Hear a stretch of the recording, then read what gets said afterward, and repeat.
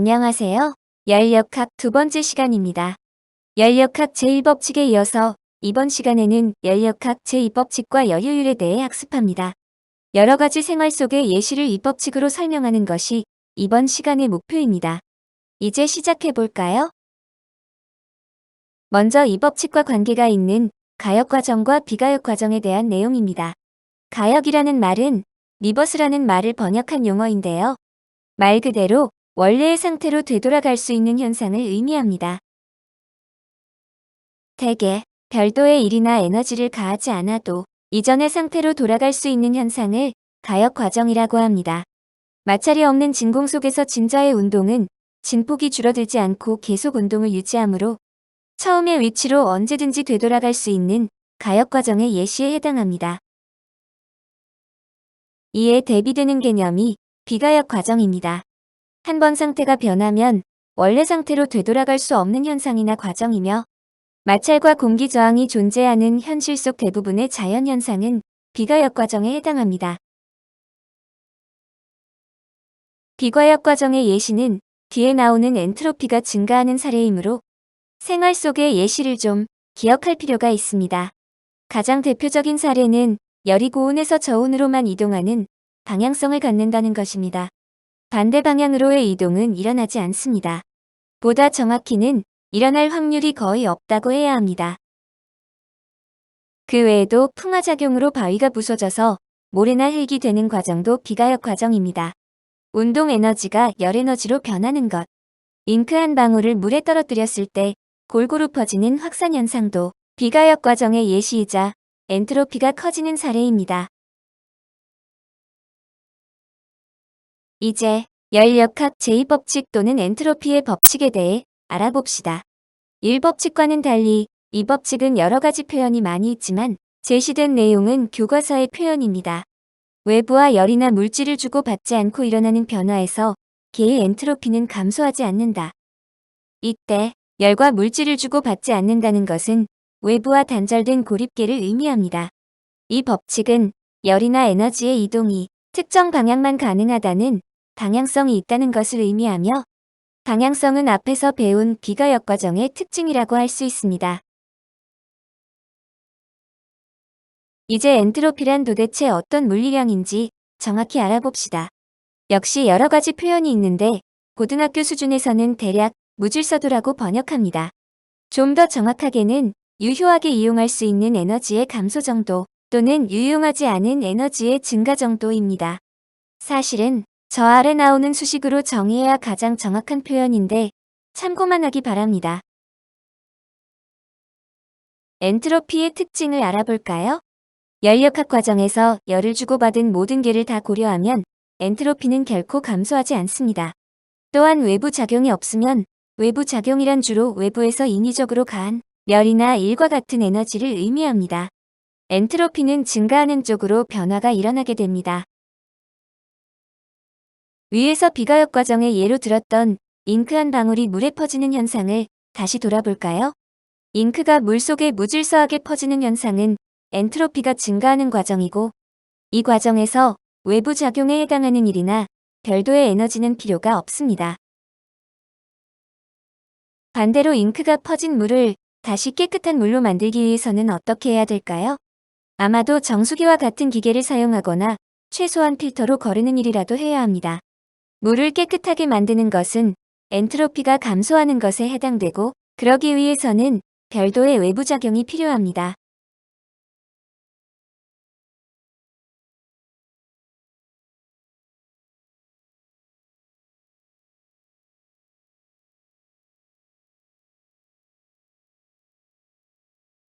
보다 일상적인 예시를 하나만 더 들어보면 여러분이 본인의 방을 어지럽히는 것은 무질서도 즉 엔트로피가 커지는 과정이기 때문에 딱히 신경 쓰지 않아도 일정 시간만 지나면 방은 자동으로 쓰레기장이 됩니다. 깔끔하신 내 방은 그렇지 않다고 한다면 아마 평소에 신경을 써서 바로바로 정리를 하거나 청소를 하고 있을 것입니다. 그리고 방이 쓰레기와 빨래, 먼지 등으로 더러워졌을 때 그것을 다시 치우는 것은 매우 귀찮고 하기 싫습니다. 엔트로피를 증가시키는 행동이기 때문에 귀찮은 노후 오력이 필요한 것이고 이게 바로 별도의 일에 해당하는 것입니다. 방 청소가 하기 싫으시면 엔트로피 증가는 자연스러운 것이기 때문에 청소 따위는 하지 않는 것이 자연의 물리 법칙을 따르는 것이라고 어머니께 말씀드리면 등짝 스매싱을 맞을 것입니다. 말하지 마세요.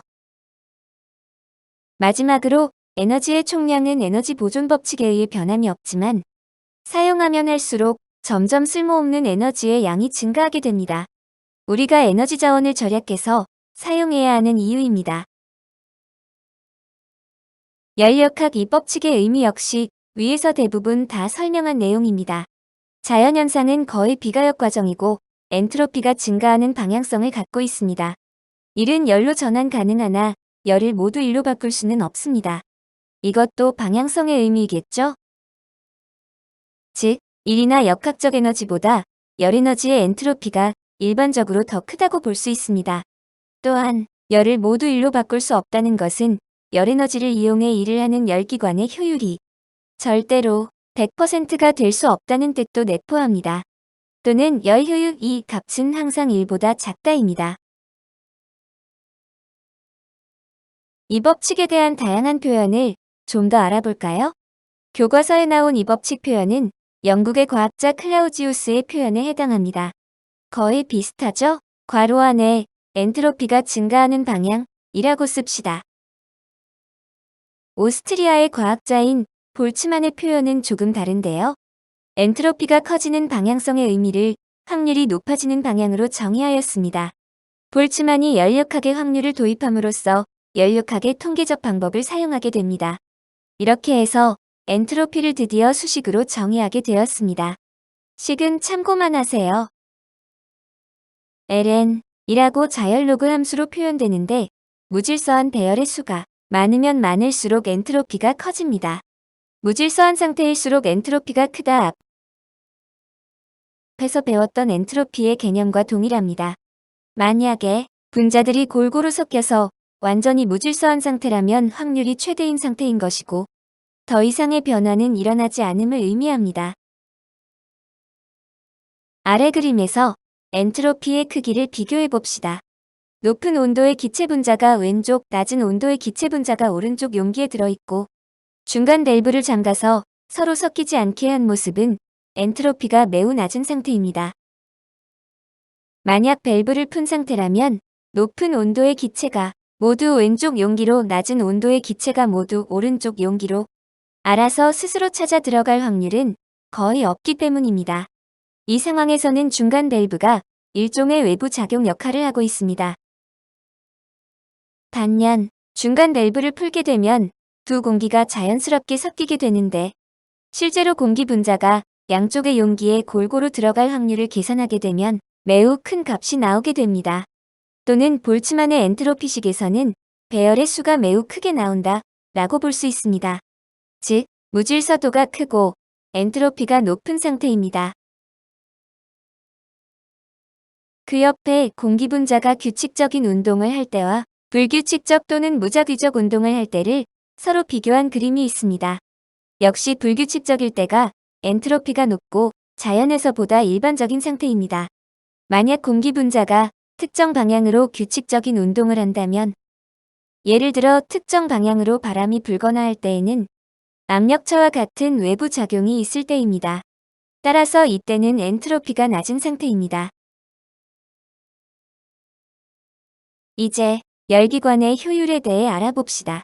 지난 시간에 이미 열기관의 종류와 그 예시로 스털링 기관의 순환 과정을 알아보았습니다. 잠깐 복습해 봅시다. 열기관은 공급한 열에너지를 일로 전환하는 기관이었습니다. 이 법칙에 따르면 열에너지를 모두 일로 전환하는 것은 불가능하다고 하였습니다. 따라서 공급한 열에너지의 일부분만 일로 전환됩니다. 구체적으로는 높은 온도의 열원에서 열을 흡수하고 남은 열을 온도가 낮은 곳으로 방출합니다. 두 열의 차이에 해당하는 에너지가 1이 된다고 배웠습니다. 이제 열기관의 효율에 대해 알아봅시다. 열효율의 기호는 영어 단어 efficiency의 첫 글자 1을 사용합니다. 보통 무슨 효율이라는 수치는 투입한 양에 대한 산출량을 의미합니다. 열 효율 역시 공급한 열에너지에 대한 실제로 일로 이용되는 에너지의 비율로 정의됩니다. 그러므로 높은 온도의 열원에서 열을 흡수하고 일을 한 후 온도가 낮은 곳으로 남은 열을 방출했을 때 두 열에너지과 1 사이의 관계식을 쓰면 QH-QL은 W가 됩니다. 이제 빈칸에 열 효율식을 적어봅시다. 열 효율 E는 공급한 열에너지 QH분의 실제로 한 일의 값 W가 되고 W에 QH-QL을 대입하면 이 식을 변형해서 1-QH분의 QL로도 쓸 수 있습니다. 열 효율 이 값이 숫자 1에서 뺀 값의 형태로 나오기 때문에 이 값의 범위는 0에서 1 사이 값을 갖습니다. 또 열 효율 값을 퍼센트 수치로 구하려면 이 계산식에 숫자 100을 곱하면 됩니다. 식을 살펴봅시다. 열 효율 값을 크게 하려면 어떻게 해야 할까요? 일단 열 효율이 100%인 기관은 절대 네버 불가능하겠죠. 이유는 저온으로 방출되는 열에너지 QL이 0이 될 수 없습니다. 참고로 열 효율이 100%인 열기관을 이종 연구기관이라고 하는데 열역학 이 법칙에 의해 만드는 것이 불가능한 열기관을 의미합니다. 하지만 열 효율이 높아야 동일한 공급 에너지로 더 많은 일을 하기 때문에 열 효율을 높이기 위한 노력은 반드시 필요합니다.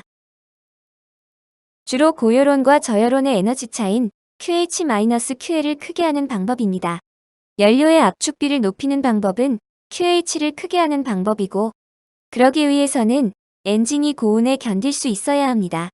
또한 QL을 작게 하는 방법으로 좀 더 효과가 좋은 냉각 방식을 사용합니다. 방열판이나 냉각 효과가 좋은 냉각수를 사용하는 것이죠. 아예 저열원으로 방출되는 QL을 다른 방식으로 이용하는 방법도 있습니다. 열병합발전소에서 전기도 생산하고 남은 열을 주변 지역 아파트에 난방으로 제공하는 것이 그 예시입니다. 마지막으로 열효율이 이론상으로 최대인 카르노 열기관의 열효율에 대해 알아봅시다. 스털링 기관의 순환 과정을 배웠기 때문에 그와 비슷하게 분석을 하면 됩니다. 카르노 기관은 2번의 등온 과정과 2번의 단열 과정으로 한 번의 순환 과정을 구성합니다. 오른쪽에 나와 있는 압력 부피 그래프를 참고하세요. 온도 T1과 T2에 해당하는 두 등온선 사이를 오가는 단열 팽창과 압축 과정에서 일을 하고 받게 됩니다. 또한 열의 출입은 등온 팽창과 압축 과정에서만 일어나므로 흡수 및 방출하는 열량은 절대 온도에 정비례합니다. 등온 과정에서의 열역학 제1법칙식을 참고하세요. Q는 델타 U이고 델타 U는 델타 T의 비례입니다.